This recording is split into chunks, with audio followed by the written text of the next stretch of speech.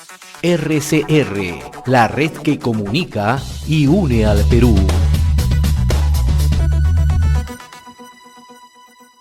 Nuestro invitado en esta oportunidad, y le agradecemos como siempre la amabilidad, la cordialidad que tiene con RCR Red de Comunicación, es el ingeniero Gabriel Amaro, él es el director ejecutivo de la Asociación de Gremios Productores Agrarios de Perú, AGAT. Qué gusto saludarlo, ingeniero Amaro, muy amable, buen día. Buenos días, José, gracias por invitarme a tu programa. Leía con atención un comunicado que han publicado el fin de semana, donde muestran la necesidad de tomar atención a los hechos que vienen ocurriendo, bloqueos de carreteras, violencia, paralizaciones, ¿no? Y esto tiene un alto costo, ¿no? Al momento, ¿cuál es la evaluación sobre los perjuicios del sector agroindustrial y agroexportador, ¿no?, debido a esta situación que estamos viviendo, ingeniero Amaro? Mira, el daño que se está haciendo al sector agroexportador, agrario, agroindustrial y al país en general es terrible, ¿no? No solamente son pérdidas millonarias, porque se trata de un sector que produce y comercializa productos frescos principalmente, tanto frutas, hortalizas, frutos de pan llevar, ¿no? Y si esto no se puede movilizar a los mercados y no se puede cosechar, simplemente se pierde, y se pierde el trabajo de todo un año, ¿no? No es como otros sectores económicos en donde, bueno, hay una toma de carretera, paralizan las operaciones de la fábrica, pero el activo, ¿no?, y los productos no se malogran. En el caso agrario se malogran. Y el agravante es que se pierde la producción de todo el año, ¿no? Eso es terrible. Mira, ha afectado en Ica solamente entre 70 y 80 mil trabajadores directos y 180.000 trabajadores indirectos del sector agrario, agroexportador. Además de miles de unidades de pequeña agricultura que llevan sus productos a los mercados locales, ¿no? Esto lo hemos reflejado, esto se ha reflejado en los mercados locales con desabastecimiento de algunos productos y con alza de precios, por lo cual la toma de carreteras afecta a todo el país, no solamente a un sector económico, sino a todo el país. Los daños son realmente millonarios. Mira, con el paro que hubo el año pasado, transportistas que paró en la zona de Piura y parte del Callao, y no pudieron movilizar productos de agroexportación, se perdieron más o menos $100 millones. Cuando hubo las paralizaciones el año pasado, a raíz del golpe de Estado, más o menos se han perdido $150 millones, fueron 11 días de paralización. Ahora han sido 5 días de paralización, se han perdido por lo menos entre 80 y $100 millones en la región Ica. ¿Y esto por qué? Porque se trata de meses donde hay alta exportación de algunos cultivos. En el caso de Ica, por ejemplo, es temporada alta de uva. El Perú es primer exportador de uva, de arándano. El Perú es primer exportador de arándanos y de espárragos. El Perú es el segundo exportador mundial de espárragos. Imagínate el daño que se está haciendo a todo el país.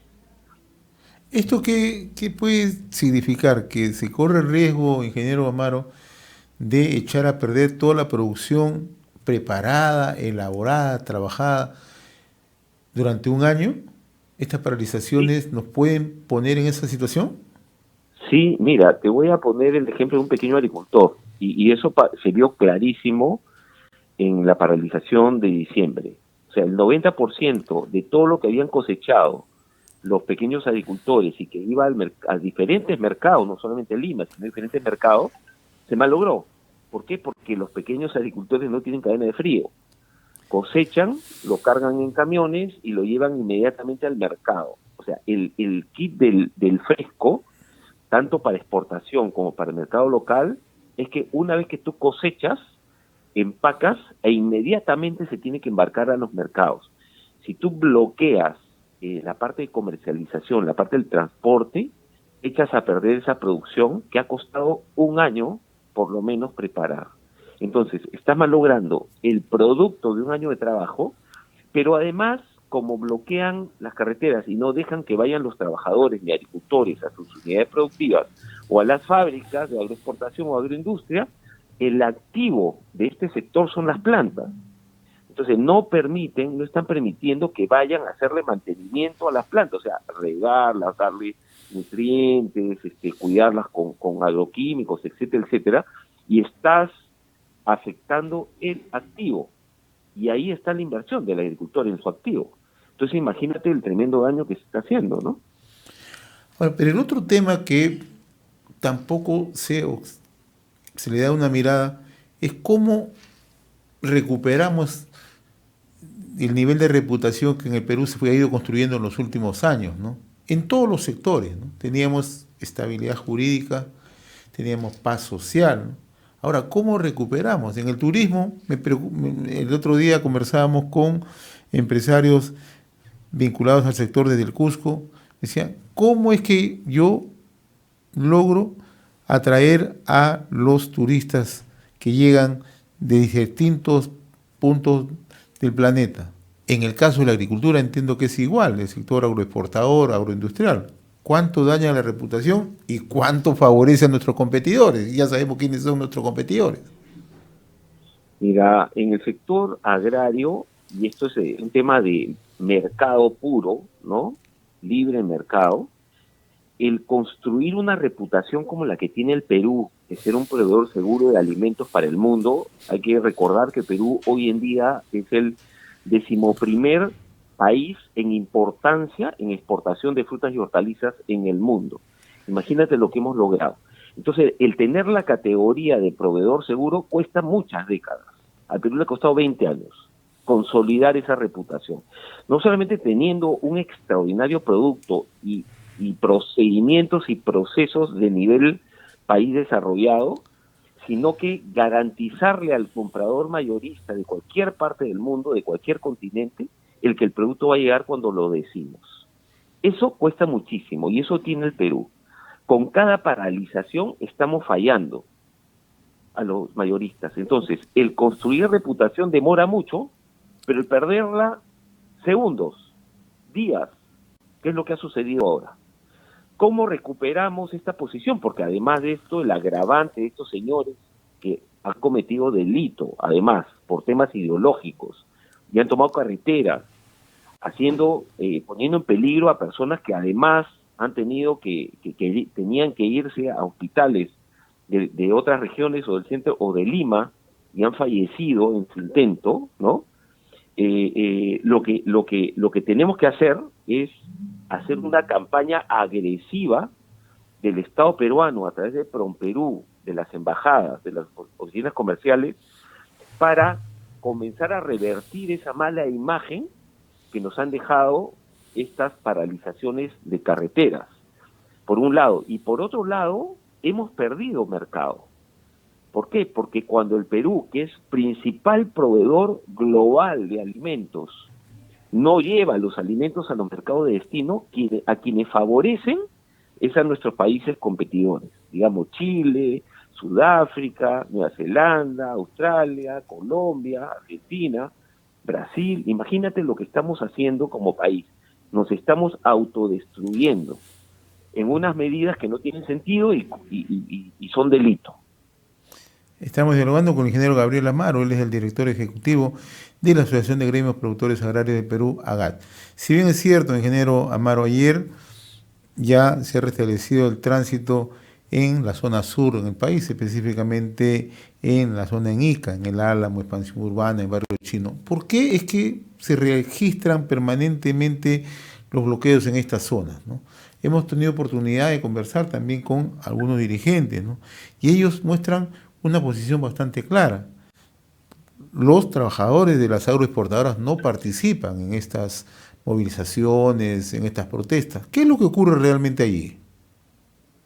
A ver, esa carretera que por cual atraviesa todo Ica es una carretera vital para todo el movimiento del sur hacia el norte y del norte hacia el sur. Es la carretera más importante que tenemos en la costa.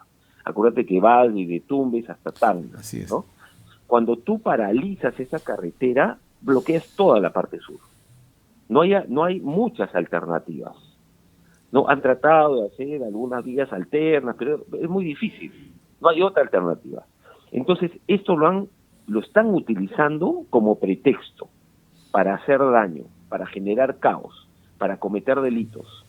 Entonces lo que tiene que hacer el Estado peruano, independientemente del gobierno de turno que esté en ese momento, es proteger esta vía que es estratégica.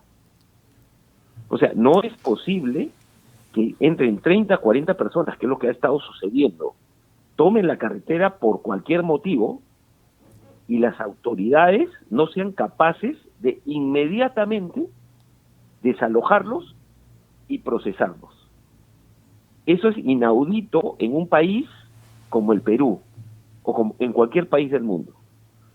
Tiene que, por un lado, restablecerse el orden interno y el Estado de Derecho, y por otro lado, esto no debe volver a pasar, bajo ningún motivo. Para eso también existen las alcaldías, los alcaldes, y también existen los gobernadores. Si bien es cierto, hay un nuevo gobernador en Ica, ¿dónde está la autoridad? O sea, ¿cuáles son las articulaciones que ha hecho con el gobierno central y qué acciones ha tomado para desalojar inmediatamente esa vía que es principal para todo el país?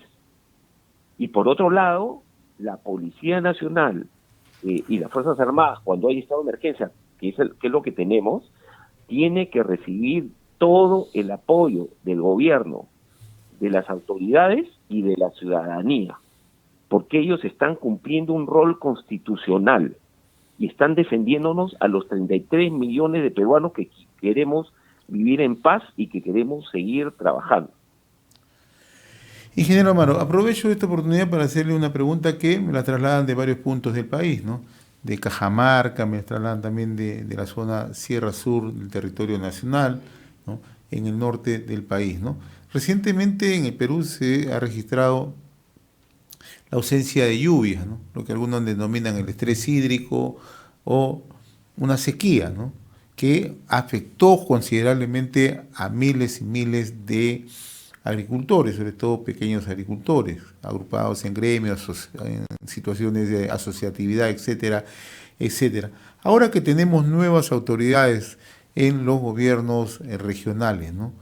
Acá lo que nos preguntan nuestros oyentes es ¿cómo es que podemos solucionar este tema que por años se ha generado en el país? La ausencia de una infraestructura que garantice lo que se denomina la siembra y cosecha del agua. Usted es un especialista en esta materia. ¿Qué es lo que se tiene que hacer hacia adelante en Cajamarca, se tiene que hacer en Piura, lo que se tiene que hacer en Puno, etcétera, etcétera?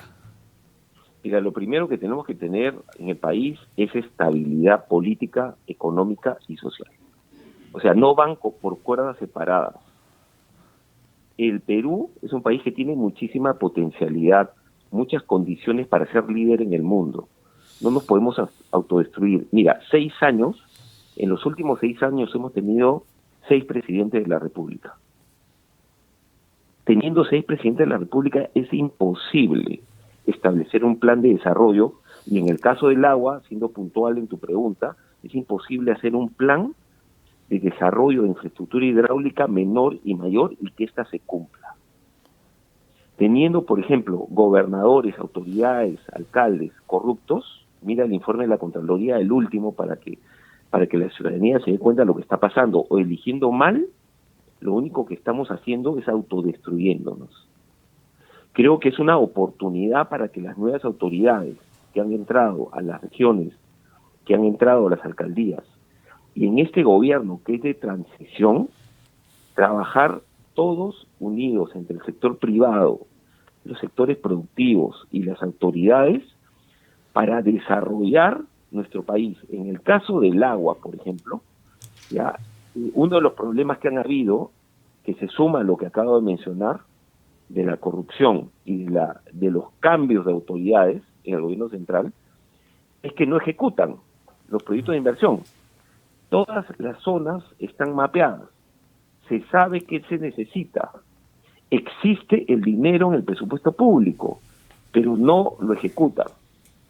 Entonces, si las regiones con sus ciudadanos, con su sector empresarial, si las instituciones privadas y el gobierno central no trabajan de la mano, vamos a estar distraídos en escándalos, vamos a estar distraídos en temas políticos o en escándalos de corrupción. Creo que ya basta de tanta inestabilidad, estamos haciéndonos nosotros daño y trabajemos por desarrollar nuestro país. Ese debería ser nuestro foco. Un único objetivo, desarrollar el país, hacer viable la gente. O sea, mira, es imposible que un país sea sostenible con 80% de informalidad. Es imposible. Tenemos que trabajar un plan de formalización que no pasa como algunos ministros de trabajo o gobiernos creen de hacer campañas de formalización. Eso no sirve. Tienes que arreglar toda la regulación. Hoy en día sale más barato ser informal que formal. ¿Por qué? Porque cuando uno entra en la formalidad, las normas tienen una cantidad impresionante de riesgos y de inequidades que lo único que te queda es pasarte a la informalidad. Entonces, y eso no pasa en otros países del mundo. Te voy a poner un ejemplo. Ustedes sabían que en el sector agrario el costo de la aprobación de un estudio de impacto ambiental detallado es más caro que en el sector minero. Eso es lo que está pasando.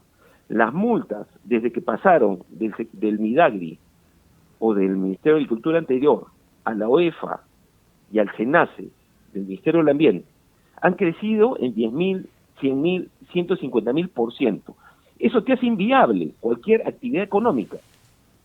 Si no arreglamos la regulación, si no hacemos un trabajo serio de facilitar la inversión, de hacer sostenible, de atraer inversión, de tener un país en paz y planificar nuestro desarrollo a nivel regional y nacional, la verdad que esta situación del país se va a agravar. Tenemos todas las posibilidades, tenemos las capacidades en nuestra juventud, en nuestros profesionales, en nuestras instituciones. Hagamos un trabajo conjunto, ahí debe estar nuestro foco. Ingeniero Ramiro Amaro, como siempre muy reconocido por esta comunicación a través de RCR, Red de Comunicación Regional. Ha sido un gusto dialogar con usted, muy amable, buen día. Igualmente, muchísimas gracias por la invitación. RCR, la red que comunica y une al Perú.